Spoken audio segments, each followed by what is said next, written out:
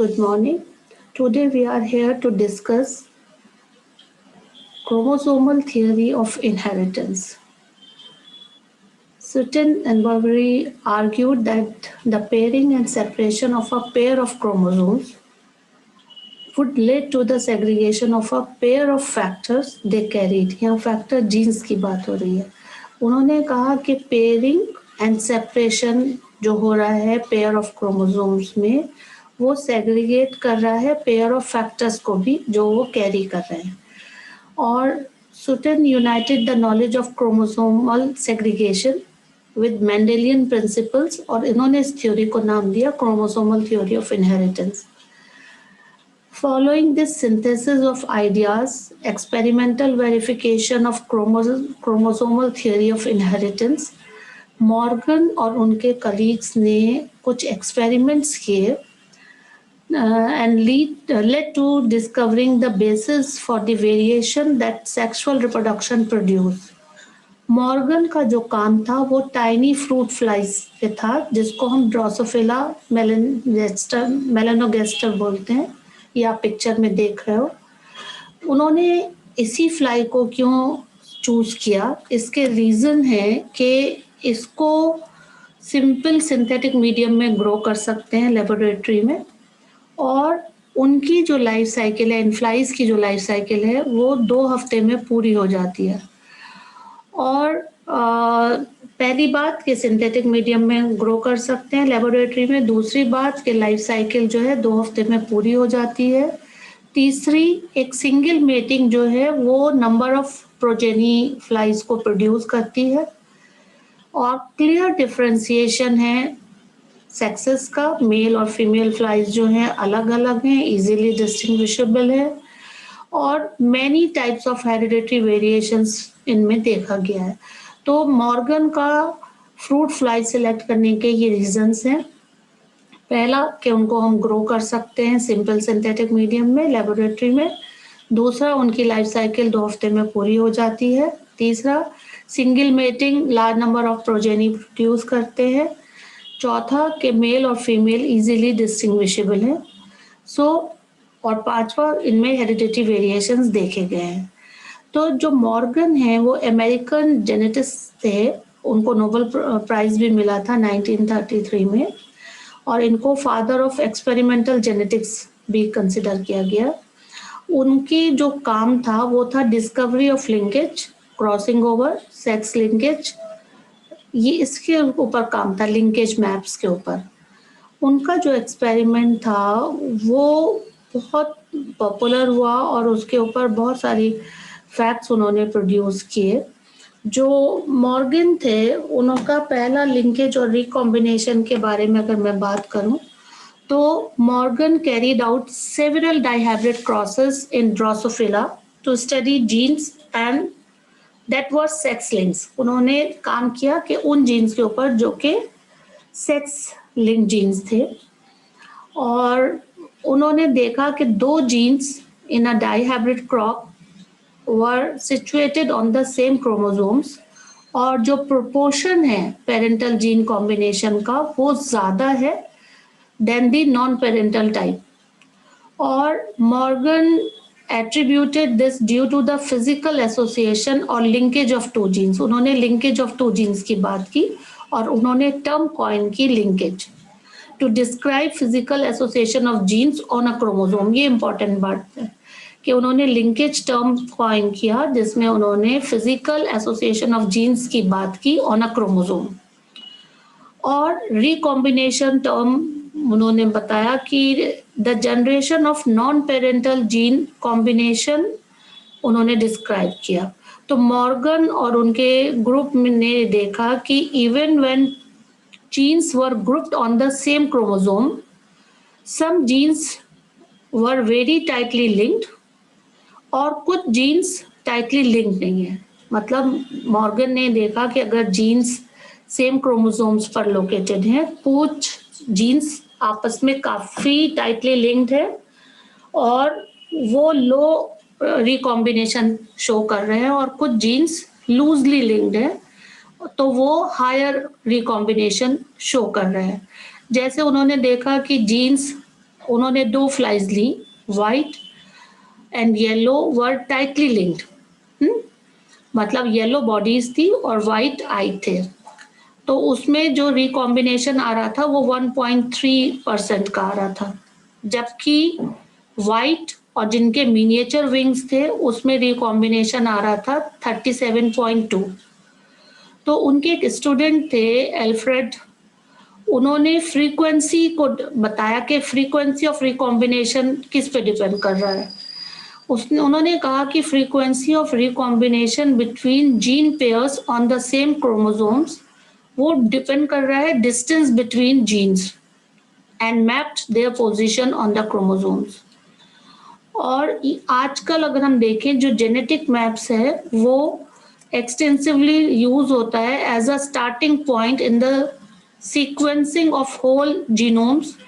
ठीक है, अब अगर हम देखें ह्यूमन जीनोम की बात करें तो ये बहुत देखा गया कि किस तरह से जीन मैपिंग होती है, किस तरह से। अब इसमें पेरेंटल अगर हम देखें, ये जो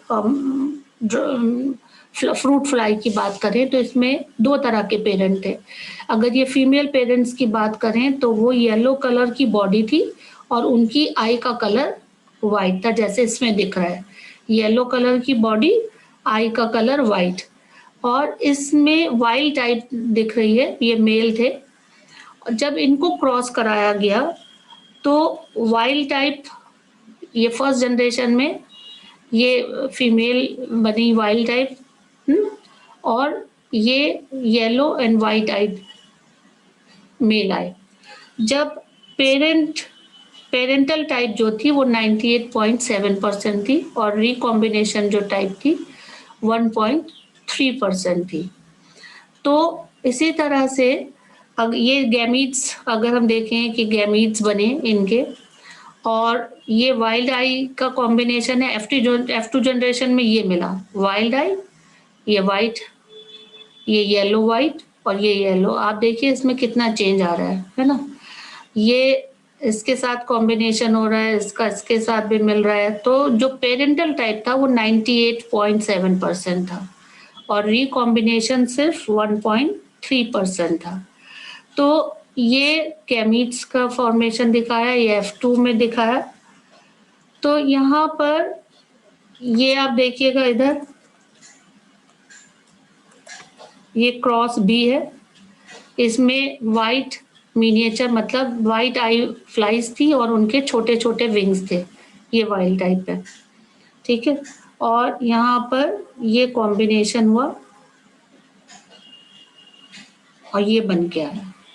सो linkage results in 2 dihybrid crosses conducted by Morgan. Cross A shows crossing between gene Y and W. Cross B shows crossing between gene small w and small m. So dominant wild type alleles are represented with plus sign. So the strength of linkage between Y and W is higher than W and M क्योंकि वो sex link है female के साथ।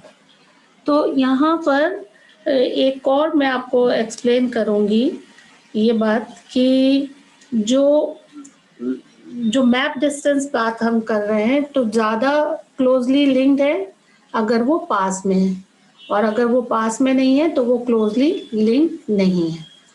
तो यहाँ पर linkage and crossing over में जो हमने बात की कि linkage and recombination phenomena describe किया inheritance of genes. Linkage is a phenomena where 2 or more linked genes are always inherited together. ये लिंकेज में है, मतलब 2 या 2 से ज्यादा लिंक जीन्स एक साथ इनहेरिट होंगे तो सेम कॉम्बिनेशन में फॉर मोर देन 2 जनरेशन। जो रिकॉम्बिनेशन फ्रीक्वेंसी है वो हमने देखा कि पेरेंटल टाइप जो है वो ज़्यादा बन रहे थे जबकि रिकॉम्बिनेशन कम बन रहा था। और यहाँ पर जो मॉर्गन एक्सपेरिमेंट है इसमें अगर मैं बताऊँ आपको, मॉर्गन ने नोटिस किया था वाइट आइट मेल को, बल्कि जो रेगुलर रेड आइट थे उसने देखा कि वाइट आइट मेल भी प्रोड्यूस हो रहे हैं, स्मॉल इन साइज में थे। और शॉर्ट लाइफ स्पेन था और हाई रेट ऑफ रिप्रोडक्शन था, जो मैंने अभी ऊपर डिस्कस किया था पैराग्राफ में। तो उन्होंने क्रॉस कराया pure breed white eyed male को प्योर रेड आइड फीमेल से। तो जैसा कि मैंडल के लॉ में फर्स्ट F1 प्रोजेनी में जो थे सारे के सारे रेड आइज प्रोड्यूस हुए, और जब F1 जनरेशन को क्रॉस कराया गया तो जो रेशो ऑफ रेड आइड था वाइट आइड में वो एक्चुअली जैसे पहले 3:1 था। However, he noticed that there was no white-eyed females in F2 generation. तो फीमेल्स नहीं आए F2 जनरेशन में वाइट आइड। तो to understand further he perform a cross between heterozygous red eyed female with a white-eyed male. So this gave a ratio of 1:1:1:1:1. इसका मतलब 1 white-eyed female, 1 red-eyed female, 1 white-eyed male and 1 red-eyed male. इसमें Morgan को सोचा कि there is linkage between the trait and sex chromosome. उन्होंने बहुत experiment किए और ये कंक्लूड किया कि देयर इज कंप्लीट लिंकेज। ठीक है, लिंकेज जो है दो तरह का होता है, कंप्लीट एक incomplete. Complete linkage when the combination of character appears together in more than 2 generation in regular manner, तो कंप्लीट लिंकेज होगा। जब इनकम्प्लीट लिंकेज कब का होगा? जब new gene combination are formed in the progeny of offspring, तो incomplete combination होगा। तो सेक्स क्रोमोसोम लिंक जीन्स जो हैं वो उन्होंने एक्सप्लेन किए। और due to the linkage between genes desired characters can not be brought together by breeders. This would be possible only if genes would sort independently. तो ये एक्सपेरिमेंट मॉर्गन का था और मॉर्गन ने ये देखा कि जो यहाँ पर आप देखिए ये उन्होंने सेलेक्ट किए थे ड्रोसोफिला मेलानोगास्टर मेल फीमेल, और उनको ये देखा कि कुछ जीन्स जो हैं वो सेक्स क्रोमोसोम से लिंक्ड है। ठीक है, तो उन्होंने लिंकेज और रिकॉम्बिनेशन का कॉन्सेप्ट दिया और ये देखा गया कि जो जीन्स वाइट और येलो हैं वो टाइटली लिंक्ड है और ओनली 1.3% रिकॉम्बिनेशन आ रहा है, जबकि वाइट आई कलर और मिनिएचर विंग्स जो हैं उसमें 37.2% रिकॉम्बिनेशन आ रहा है। तो frequency of recombination between gene pair on the same chromosome as a measure of distance between genes and map their position on the chromosome. ठीक है, तो डिस्टेंस के ऊपर वो डिपेंड कर रहे थे। तो this is all about the chromosomal theory. Now in next class we will discuss about sex determination. Thank you very much.